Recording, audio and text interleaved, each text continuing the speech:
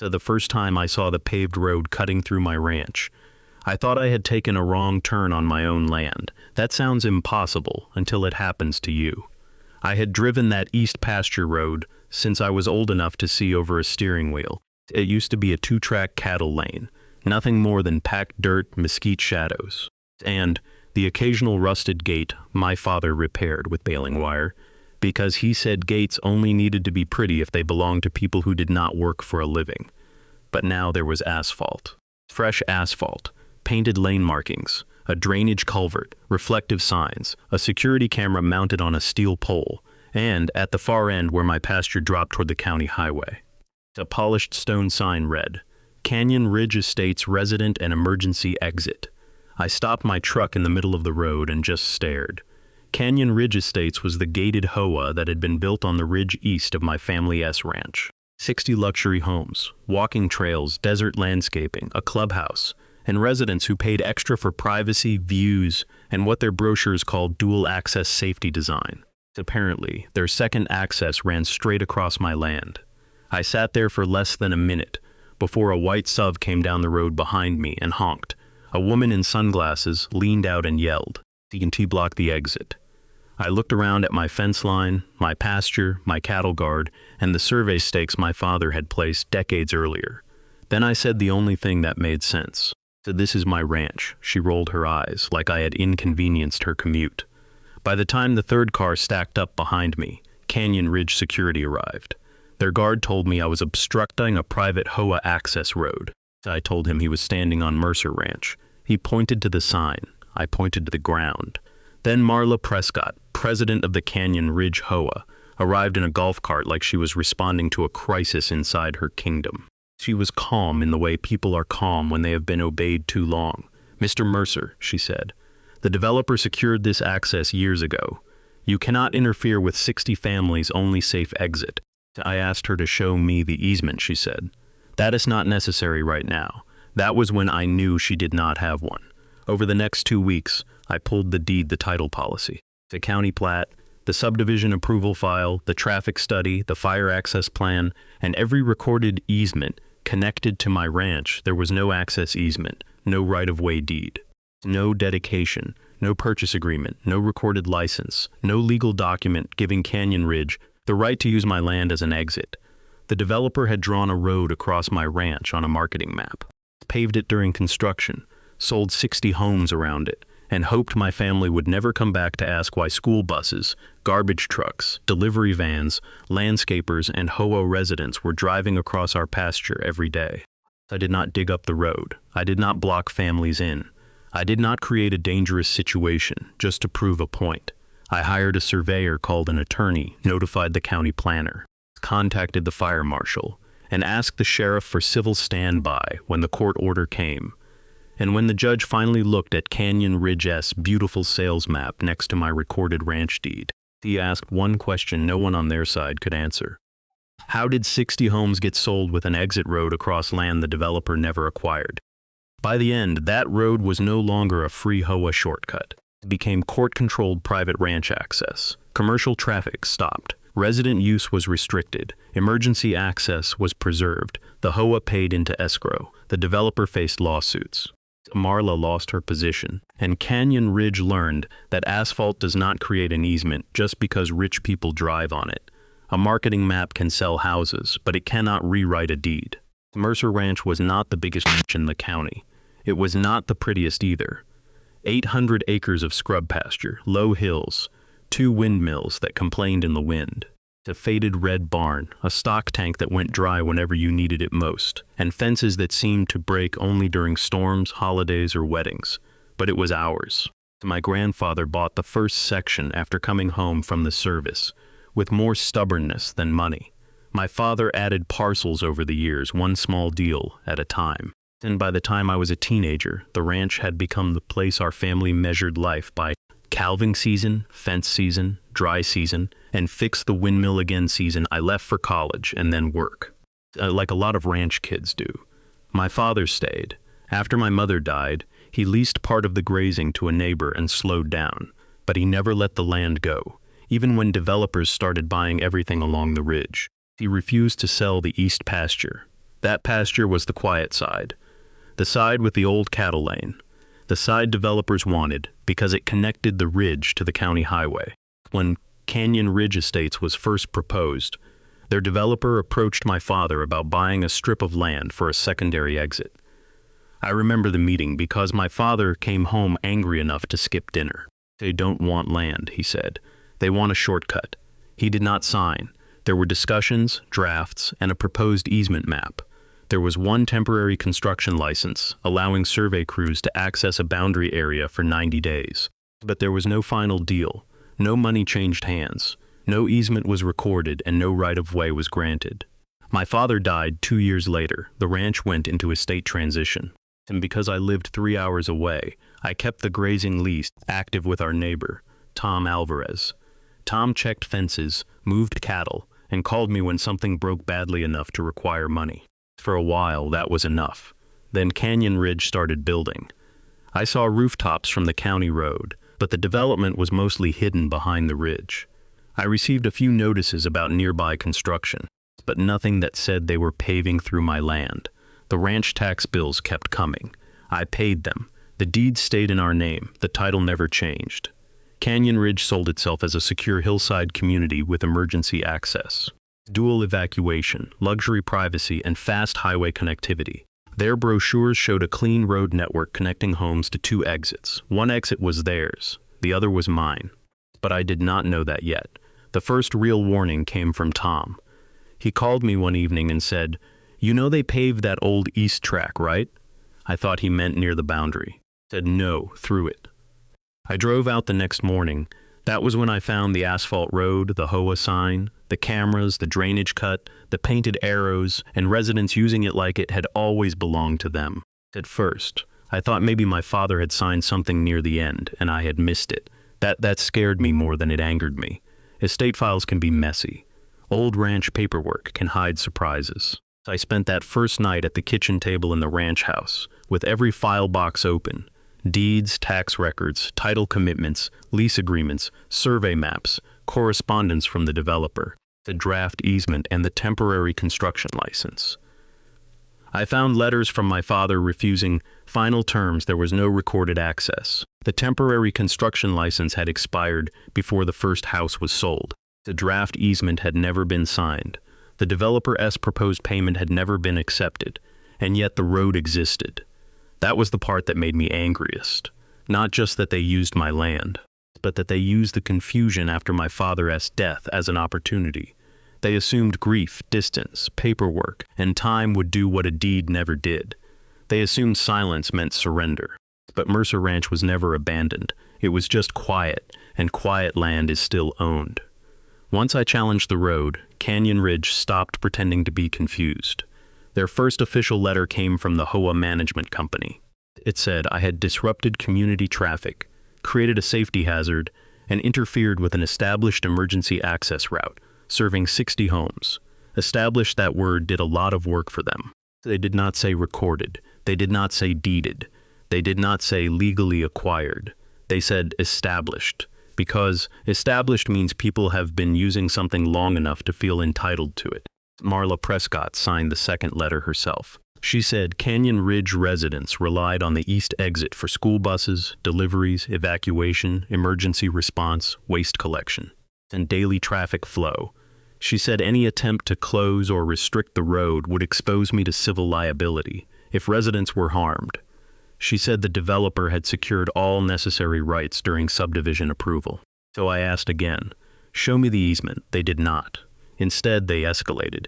Security guards started stopping me when I inspected the road. One told me I could not photograph HOA infrastructure. I told him I was photographing asphalt on my ranch. He called his supervisor. I kept filming. The HOA placed another sign near the gate that read, "No ranch vehicles beyond this point. Canyon Ridge access only." That sign lasted 6 hours before my attorney told me to leave it up as evidence. Delivery trucks used the road every morning. Landscapers towing trailers cut across my pasture instead of using the main gate. Garbage trucks left ruts near the edge where the asphalt shoulder had already started cracking. Stormwater from the road drained into a low grazing area and washed out part of the old fence line. See, the worst moment came when I found one of my cattle gates, chained open. Canyon Ridge security had done it. According to a resident who later apologized, they said the gate interfered with emergency access. They did not ask me. They did not call. They just chained open a ranch gate and let cattle drift toward a road used by commuters. That was when the situation stopped being a paperwork fight and became a ranch safety issue. I called the sheriff for a report. Marla accused me of trying to weaponize law enforcement against families. I told her opening cattle gates on private land was not family safety. It was trespass. At a Canyon Ridge meeting, Marla told residents I was threatening to trap them by closing their only exit. That phrase spread fast. Residents started emailing me. Some scared, some angry, some insulting. One wrote, "My kids use that exit for school. If you block it, their safety is on you." Another wrote, "You should have objected before homes were built. You can hold a neighborhood hostage." I understood their fear. I did not create it, the developer did, and Marla was using it to pressure me into accepting a road I never sold. Then came the cease and desist letter from Canyon Ridge attorney.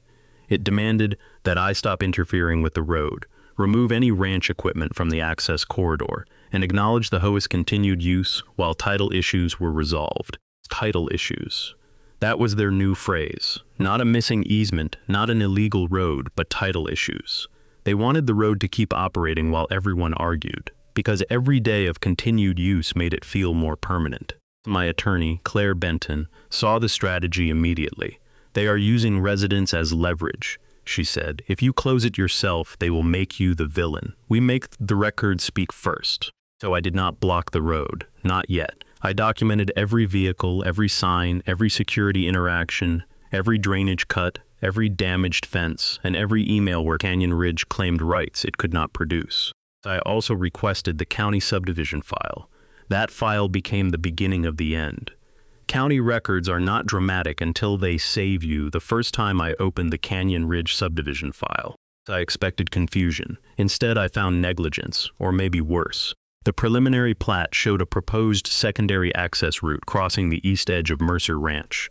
Beside it was a note, "Off-site emergency, an access easement to be acquired and recorded prior to final occupancy of Phase 2. That sentence mattered. It meant the county approval depended on a future legal step. See, the developer still had to acquire the easement. The final plat showed the road connection, but the easement recording reference was blank. Someone had written pending in the margin of an older review sheet. The fire access plan assumed the road existed. The traffic study counted it as a secondary exit. The marketing maps showed it in bold, but the Recorder S office had no easement. No deed, no dedication, and no right-of-way. Nothing. Claire requested documents from the county, the developer, Canyon Ridge HOA, the title company, the road contractor, and the fire marshal. She also hired a licensed surveyor, Daniel Price, to mark the boundaries. Daniel's survey confirmed the obvious, but made it official. The paved road crossed Mercer Ranch for nearly half a mile. The security camera pole was on my land. The HOA exit sign was on my land. Part of the drainage system was on my land. The gate at the highway end was installed inside my boundary. So the HOA boundary stopped well before the road. The old cattle lane had been used as the alignment for the new paved exit, but there was no recorded public road and no HOA right. Then came the aerial photos. Before Canyon Ridge, it was a dirt cattle track inside a ranch fence. During construction, it showed a graded road, equipment, and temporary access. After construction, it was a paved HOA exit road with resident traffic. The temporary construction license my father had signed allowed survey and grading access for 90 days during planning. It expressly said it did not create permanent access, did not grant public use, and expired automatically unless a final easement was signed. No final easement was signed. Then the whistleblower appeared. A former assistant project manager for the developer contacted Claire after hearing residents were blaming me. He had worked on Phase 2 closings and kept emails because he was worried the access issue would eventually explode. One email from the developer's land acquisition manager said, "Mercer has not signed the off-site easement. Phase 2 occupancy depends on showing secondary access. Need resolution before closings." The project executive replied, "Pave it now. We have the temporary license and the old ranch track. Once families are in Mercer, one to dare close the road. Another email said, use the community circulation map for buyers. Do not attach the recorder easement reference unless requested. That email changed the tone of the case because it showed the developer knew the difference between a road on paper and a road with legal rights. They chose paper. Claire sent a formal demand. Canyon Ridge had to stop representing the road as HOA owned or legally controlled, remove unauthorized signs and cameras, preserve records, compensate for past use and damage, and enter immediate negotiations for temporary court-supervised access that protected residents without surrendering my rights. Marla refused, and she sent one more letter saying, the needs of 60 families outweigh one ranch owner's attempt to exploit a technical recording gap. And that was what she called the missing document that would have allowed them to use my land. A deed is not technical when it belongs to you. It is the whole point. The first court hearing was not about permanently closing the road. It mattered. Claire knew the judge would not appreciate anyone trying to create an emergency. The road was being used by families, school buses, and possibly first responders. Even if the use was illegal, safety had to be managed. So we asked for something more powerful than an angry shutdown. We asked for control. We asked for recognition that the road crossed my private ranch without a legal easement. An injunction preventing Canyon Ridge from claiming ownership or expanding use. Temporary access fees paid into escrow. The removal of unauthorized signs and cameras. And a deadline for the HOA and developer to secure lawful access. Build another road or transition traffic away. Emergency access would be preserved under fire marshal supervision, while commercial and non-essential use would be restricted after a set period. Canyon Ridge's attorney tried to make me sound dangerous. He said closing or restricting the road could endanger 60 homes. He said residents relied on the exit. The county had approved the subdivision with secondary access, and the road had existed for years. Claire stood and said, existing is not owning. Then she showed the deed for Mercer Ranch. Then the survey showing the road inside Mercer Ranch. Then the county condition requiring the easement to be acquired and recorded before occupancy. Then the recorder search showing no easement. Then the temporary license that had expired. And finally, the developer email. Once families are in, Mercer won a dare close the road. The judge leaned back after reading that one. Canyon Ridge attorney argued that the developer believed access would be resolved. The judge asked, was it resolved? There was no clear answer. The judge asked, is there a recorded easement? No. Did Mr. Mercer or his predecessor dedicate this road to the public? No. Does the HOA own the land under the road? No. Then on what basis is Canyon Ridge excluding the ranch owner from his own road? There was no answer. Then came the question I had waited months to hear. How did 60 homes get sold with an exit road across land the developer never acquired? The developer's attorney blamed timing. The HOA blamed the developer. The county said approval had been conditioned on documentation that should have been recorded before final occupancy. The judge did not decide every damage issue that day, but he decided enough. The road was private ranch land. Canyon Ridge had no recorded easement. The HOA could not treat it as its own access road. Temporary use would continue only under court supervision to avoid emergency harm while legal access was resolved. And the order required a gate plan, not a padlock thrown up by me in anger. It required a court-controlled gate with emergency access for fire and sheriff, limited resident use during a transition period. No commercial traffic without permission. No HOA security control. No cameras pointed onto my ranch. No signs calling it Canyon Ridge property. And monthly payments into escrow for temporary use. It also required the developer and HOA to propose a permanent solution. Buy a recorded easement at fair negotiated value, build a new access road entirely on land they controlled, or lose non-emergency use after the deadline. That was the legal version of closing their only exit. It was not reckless and it was not unsafe. It was worse for them because it was written in a court order. The day the new gate went up, the sheriff was there. So was the fire marshal, the county planner, and Daniel the surveyor. There were also 30 Canyon Ridge residents standing on their side of the line, watching the road they thought they owned become something else in real time. The old HO sign came down first. Canyon Ridge resident, an emergency exit was gone. The security camera pole came down next.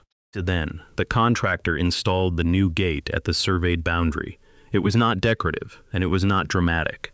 It was a heavy ranch gate with a Knox box for emergency services, a court-required access control system, and a sign that read, "Private Ranch Road, court-controlled access only. No HOA authority." Marla arrived halfway through and tried to stop the installation. She told the sheriff the gate violated resident safety. The fire marshal corrected her. Emergency access was preserved. What was ending was free HOA control. That distinction mattered. A school bus came to the line that afternoon. Under the temporary order, school transportation continued during the transition window. Garbage trucks did not. Landscaping trailers did not. Delivery drivers had to use Canyon Ridge's main gate unless specifically authorized. Residents could use the exit during limited hours until the deadline, but each use was logged. Canyon Ridge hated that. They hated the inconvenience. They hated the record keeping. They hated that every trip reminded them the road was not theirs. The public HOA meeting that week was worse. The residents filled the Canyon Ridge clubhouse. Many were angry at me when they arrived. By the time Claire finished presenting the documents, their anger had moved. She showed the marketing map promising dual access, and then the recorded plat, then the missing easement condition, and then the developer email. Once families are in, Mercer wanted to close the road. A woman in the front row started crying. She said she had bought her house because the secondary exit made her feel safer during wildfire season. A father said his closing packet showed the road as a resident exit. An older man asked whether title insurance would cover the loss of access. The HOA attorney said, homeowners should consult their own counsel. That did not calm anyone. Then someone asked Marla directly, when did you know the easement was missing? Marla said the matter had been under legal review. That answer was blood in the water. Residents demanded dates, emails, board minutes, and disclosure records. Why had the HOA installed cameras on ranch land? Why had security told the ranch owner to leave? Why had residents been told I was trying to endanger families? Why had the HOA not sued the developer first? Why were temporary access fees now being paid from HOA funds? Why might assessments rise because of a road they did not own? And the developer's representative tried to say the company had always intended to finalize access. Residents shouted him down. Intended does not get you home, a recorded easement does. By the end of the meeting, the board voted to suspend Marla from access road negotiations. A recall petition started that night. The HOA filed claims against the developer. Homeowners began contacting real estate attorneys, and the county opened a compliance review of Phase 2 occupancy conditions. The fire marshal required a permanent legal secondary access plan. The title company got pulled in, and the developer's bond became part of the discussion. Marla resigned before the recall vote. Her letter said she had fought to protect Canyon Ridge families from an unreasonable ranch owner, but the records showed the opposite. She had protected a developer's shortcut until it became too expensive to hide. The final resolution took almost a year. That may sound disappointing if you expect every legal fight to end with a judge slamming a gavel and everyone walking away changed. Property does not work that way. Roads involve surveys, drainage, emergency access, title insurance, lenders, homeowners, fire code, maintenance, liability, and a lot of money. Canyon Ridge studied building a new exit road entirely on land they controlled. The estimate was brutal. A steep grade, retaining walls, drainage, utility conflicts, environmental review, and a long delay. The developer tried to shift the cost to the HOA. The HOA tried to shift the cost to the developer, and homeowners sued both for non-disclosure and misrepresentation. Meanwhile, the temporary gate remained. Every month, Canyon Ridge paid access fees into escrow. Every commercial vehicle needed permission. Every resident understood. The road was no longer an entitlement.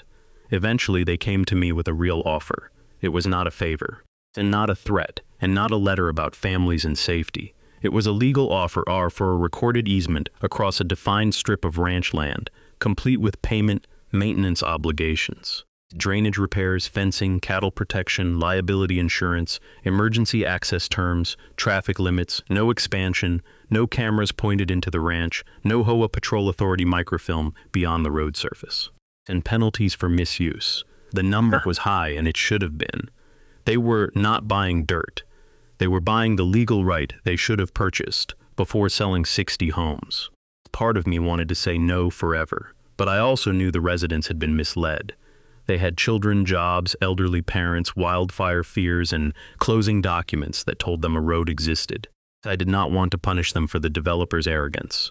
So I agreed, under strict terms. The settlement paid for damage to the pasture, fence replacement, drainage reconstruction. Attorney fees, survey costs, temporary use, lost grazing value, and the easement itself. The developer contributed heavily after pressure from homeowner claims and the county review. The HOA paid too. Marla paid nothing personally as far as I know, which still bothers me, but losing power was the consequence she cared about most. The final recorded easement made one thing clear. The land remained Mercer Ranch. Canyon Ridge received limited access rights, only because I granted them in writing for payment, under strict conditions. The old HOA signs never came back, so the road got a new name in the records, Mercer Ranch Access Easement. Every time a Canyon Ridge resident used it after that, they drove on permission, not assumption. That difference mattered to me. The first evening, after the final papers recorded, I parked my truck near the gate and watched the sunset throw orange light across the pasture. A few cars passed slowly, residents heading home. And one woman rolled down her window. It said, "I am sorry we didn't know." I believed her. Most people do not read the dirt under their tires. They trust the map they are handed. That is why recorded documents matter, because brochures lie beautifully. Developers sell confidence. HOAs repeat whatever protects property values. But deeds are not designed to be beautiful. They are designed to be true. I thought about my father then. How angry he had been after that developer meeting.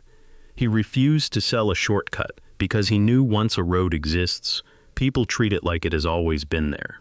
How right he was. He did not live to see Canyon Ridge paved through the east pasture, but he kept the file. He kept the letters. He never signed the easement. That saved us. So here is the lesson. A paved road is not proof of legal access. A gate sign is not a deed. A school bus route is not an easement. A marketing map is not a recorded right, and a developer cannot sell homes using someone else's ranch as infrastructure and hide behind the families it misled. I did not win by trapping anyone. I did not win by digging trenches. I did not win by blocking emergency vehicles. I won because I stayed calm long enough for the deed. The survey, the county condition, the fire marshal, the sheriff, and the court order to separate safety from entitlement. Safety meant emergency access stayed open. Entitlement meant the HOA stopped pretending my land was theirs. That difference cost them millions. If this story made you think about a private road, ranch lane, driveway, easement, back gate, or subdivision access that everyone uses but nobody can prove, share it with someone who needs to check the county recorder before buying or building. Comment what you would have done if you found 60 HOA homes using your ranch as their only exit. And subscribe for more stories where ordinary property owners win not by causing chaos, but by saving proof, reading the deed, and making fake access face real law. Because asphalt can cover grass, but it cannot cover the truth forever.